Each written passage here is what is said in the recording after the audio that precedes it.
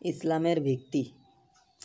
হযরত ইবনে ওমর রাদিয়াল্লাহু তাআলা আনহু থেকে বর্ণিত, রাসূলুল্লাহ সাল্লাল্লাহু আলাইহি ওয়াসাল্লাম বলেছেন, ইসলাম 5টি ভিত্তির উপর প্রতিষ্ঠিত। 1 নাম্বার, ঈমান।